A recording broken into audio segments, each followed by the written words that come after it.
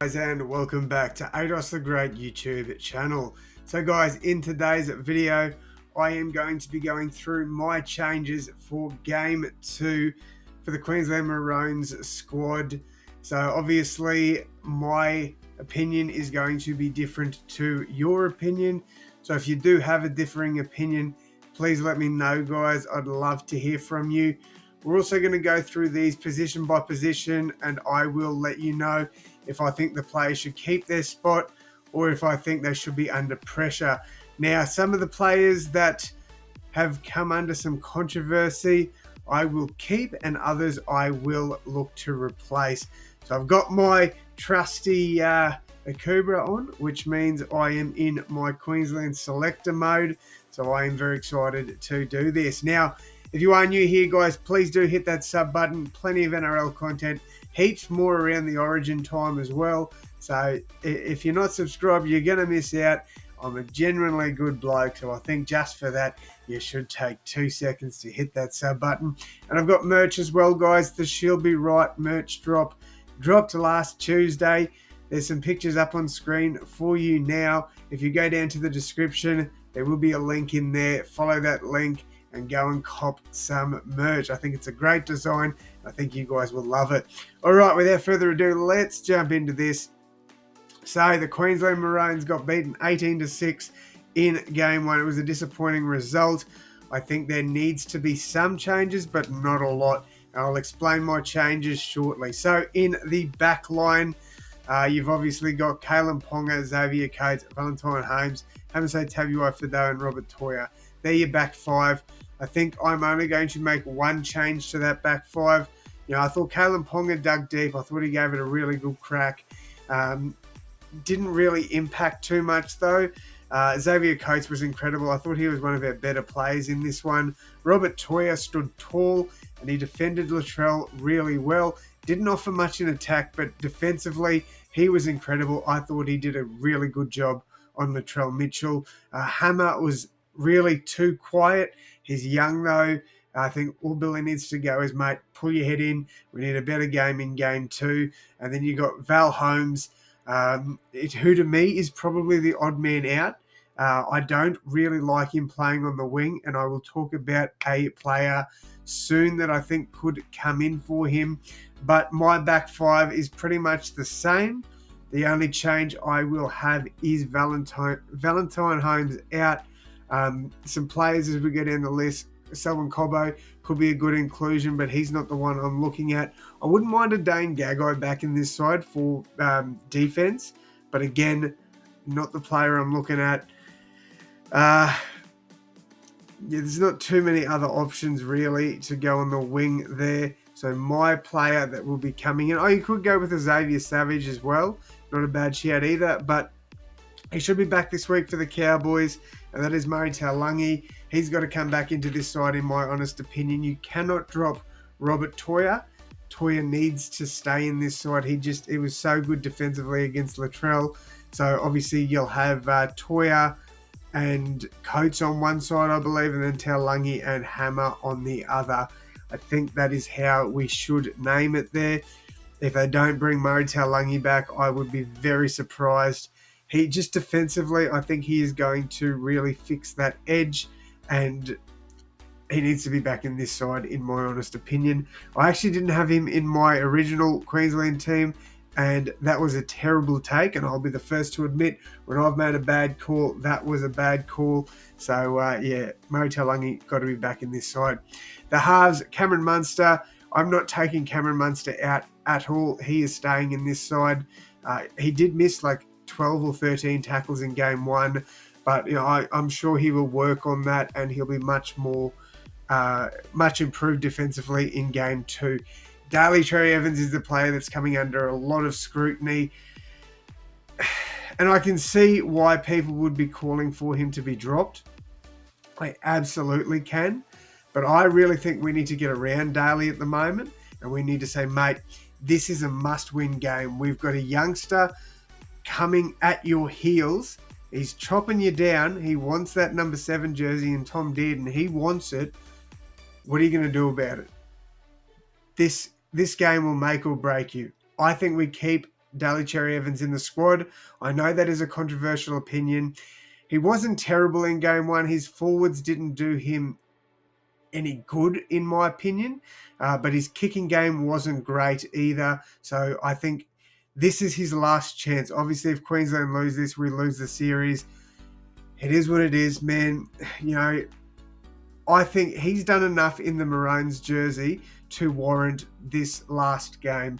And I think this should be his last game if Queensland are to lose in game 2. So that's what I'll be doing, is saying to Daly, mate, we need a massive effort from you in game 2. I'd be keeping him. The forwards, you got to keep Tino there. I'm not dropping Tino. He was one of our better forwards. I thought he should have had more time on the field, to be honest. I thought he was on the bench for too long. He's got to start for us. Mo Fotuaika, unfortunately, I think is the odd man out. I think Mo Fotuaika is the odd man out, and I thought he was actually quite poor in game 1. I thought his first stint was okay, but realistically, I think he only ran for like 50 meters, if that. I can't remember exactly, but I didn't think he was very good in game 1, and I think that his spot is up for grabs, because I think over the last weekend, players like Corey Horsburgh, Jai Arrow really stood up. Jai Arrow was incredible defensively on the weekend, so I do think that Mo Fotuaika will lose his spot in the starting squad, and I'm bringing in Reuben Cotter. I'm bringing in Reuben Cotter there, and I'm going to do so. Reuben Cotter moves up into the starting front row spot for me, and Bo Fermor comes off the bench. So I'm just putting Selwyn Cobbo there. Selwyn Cobbo is not in the team. I'm just putting Cobbo there so I can move these players around. So Bo Fermor comes into the starting squad with Jeremiah Nanai. I'm not dropping Jeremiah Nanai. I thought he was really good in game 1, so he keeps his spot. Bo Fermor comes into the side. Mo Fotuaika goes out, and Reuben Cotter comes into that front row forward pack. And that is my forwards for game 1. The other change I'm making is Harry Grant is actually going to get dropped. Not out of the side, to the bench. He's going to the bench, and this one's a controversial pick, and they probably won't let me do it. They're not going to let me do it, which is very annoying. Okay. So I'm just putting Ben Hunt there for now. I know Ben Hunt is injured. So Ben Hunt is going to be Max Plath. All right. So actually, I'm going to leave Harry Grant there, and I'll explain this. So Harry Grant's not starting. Max Plath is. Max Plath, I'm going to put on the bench, but he is actually starting in place of Harry Grant. So I was watching NRL 360 after the game 1 horrible performance, and the stats they had there were where Harry Grant started in 4 Origin games, and Queensland have lost all 4 of those games. He's come off the bench in 8 Origin games, and Queensland have won 6 of those 8 games. So he has statistically a better record when he comes off the bench. And I think if Max Plath is fit and ready to go, I think he deserves an Origin debut, and I would be starting him in the number 9 jersey. And I'd be bringing Harry Grant off the bench after about 20 to 25 minutes. I think Max Plath is the perfect guy to just put out there, get through the tough first 20 to 25 minutes, and then inject Harry Grant on for the rest of the game. You could move Max to the front row into lock if need be. So, you know, when Reuben Cotter comes off, you can move Paddy Carrigan up to the front row, move Max Plath to lock. There's a lot of ways you can go with Max Plath, and I think he's the perfect guy to have in that team. So that is the forward pack there. Reuben Cotter and Tino up front with Max Plath in the number 9, Bo Fermor and Jeremiah Nanai in the second row, and Patrick Carrigan, the lock. That is my starting 13 there. The bench, a few changes to the bench as well.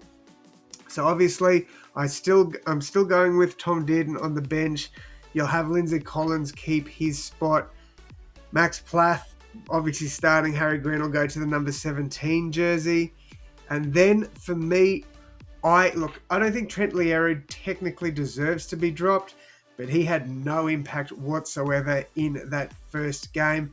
I think we need a massive, aggressive bloke coming off the bench. Trent Liero isn't that guy. I think there's two options we could go with. The first is Jai Arrow.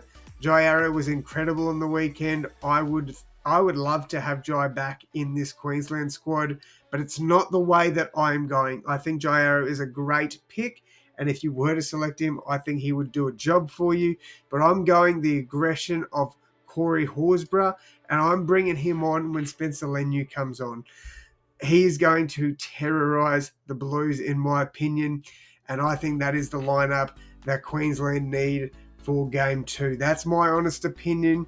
I know a lot of you guys will disagree with me. I wouldn't mind a Kurt Mann either. So whether it be Max Plath or Kurt Mann, either or, I think could do a job starting in that number 9 jersey for the Maroons. So that's another thing we could look at is Kurt Mann. And then obviously, where is he? Harry Grant coming off the bench. Another option you could look at. But yeah, I'm going with Max Plath starting, and then Harry Grant coming on for him. That's the way I'm looking at it.